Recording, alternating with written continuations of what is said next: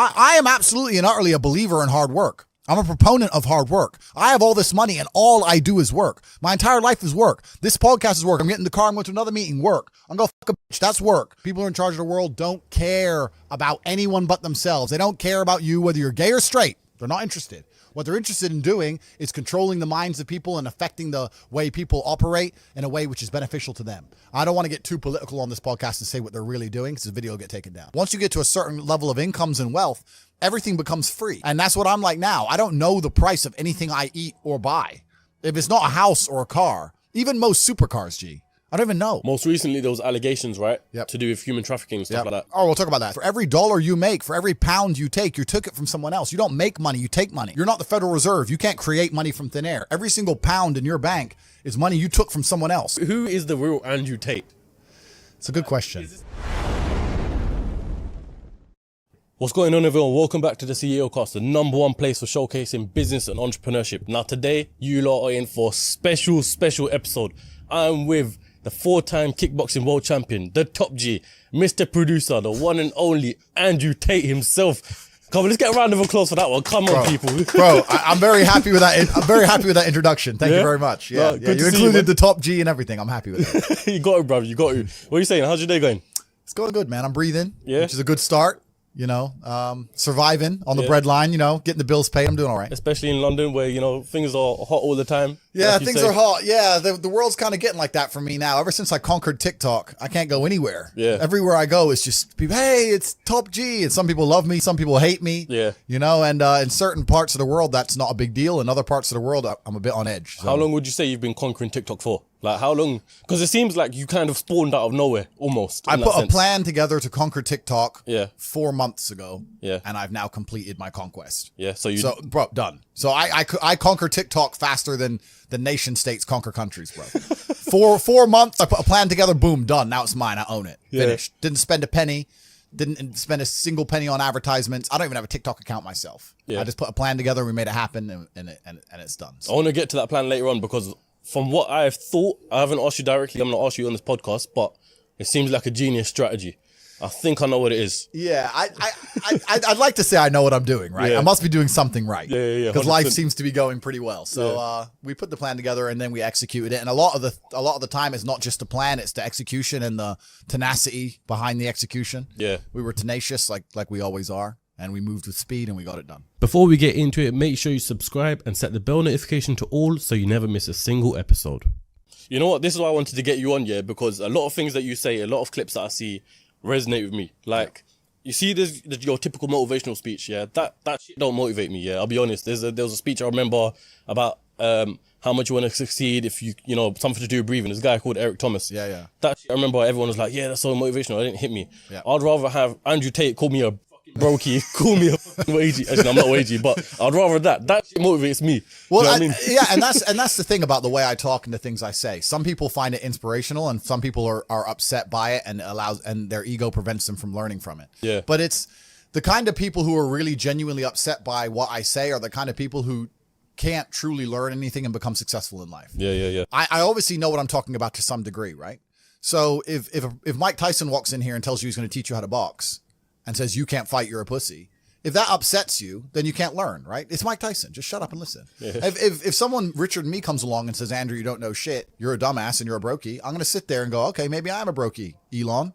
Tell me something, right? I'll listen. But if you're going to sit there and go, don't call me names that I not listen, you're never going to get anywhere, right? You don't become the master unless you're very, very good at being a student. And I've always been very, very good at knowing when to shut up. But I've got to a point in my life now where I don't have to shut up ever. So I don't. How long would you say you were a student for? That's interesting. Yeah, I'm still a student of life, right?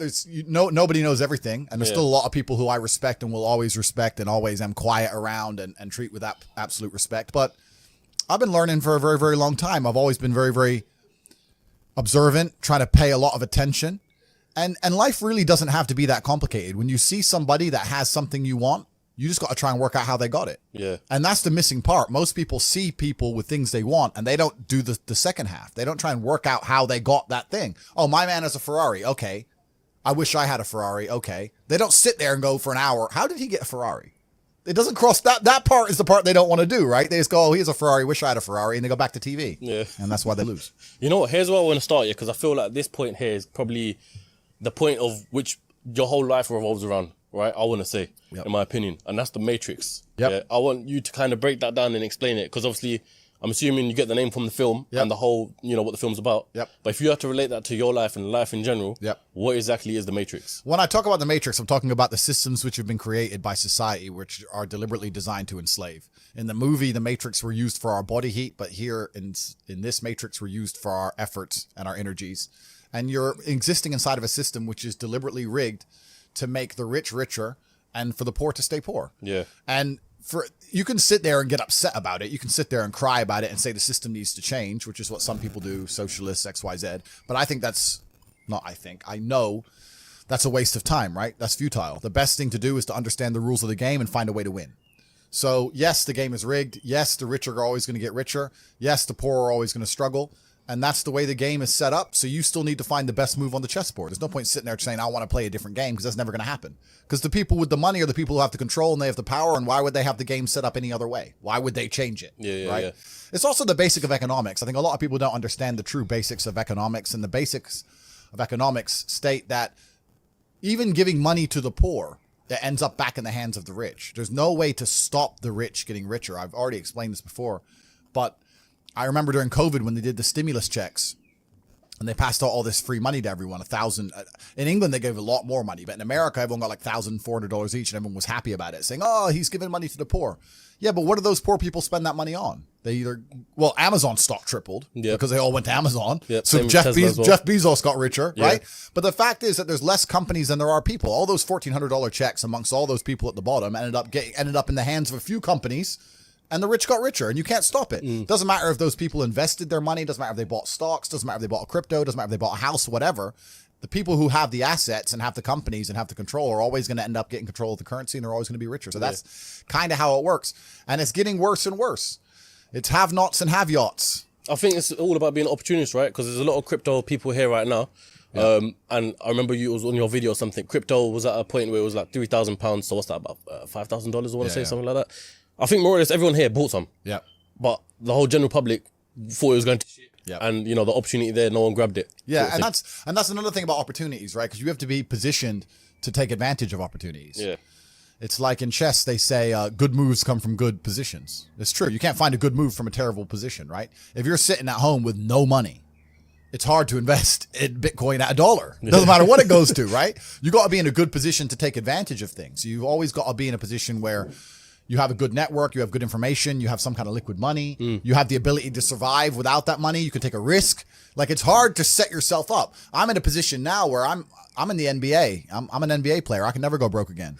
So it doesn't matter, right? Once you're in the NBA, I can throw $1 million at something. It doesn't matter if it works or not. So for me, it doesn't make a difference. And that's why it's so much easier. They always say the first million is the hardest, and they're completely right. Once you get to a certain point, you can gamble to a degree, right? Well, doing my research and stuff, you haven't always been a multi-millionaire, yeah? I want to say probably near billionaire level or something like that. So when did you clock all of this? When did you find out this side of life? I always knew that the Matrix existed, and I always knew that the traditional systems and From what age did you know? Say again? From what age did you know? I always knew. Okay. I just knew. Even when I was going to school and they're sitting there going, you're not going to get a good job if you don't get good grades. I was the one sitting there going, you're a liar. Shut up. I just knew the teacher was lying. I knew school was bullshit. I knew college was bullshit. I knew university was a lie. I always knew it was a trick and a con. I didn't truly understand things to the level I understand them now. But I had an intrinsic understanding, and I think everybody does. If you're at a gas station and it's 3 a.m. and a Lambo pulls up and a guy gets out of it, you're thinking criminal, drug dealer, gangster. Yeah. You're not thinking, he has a uni degree. Because you're not going to think that. So when you see money, people don't even associate the money they see with university. But then they go, I want to make money, so I'm going to university. It doesn't make sense. It doesn't make sense at all. So I think everybody knows that the system and the path they lay out for you is not a path that's going to lead to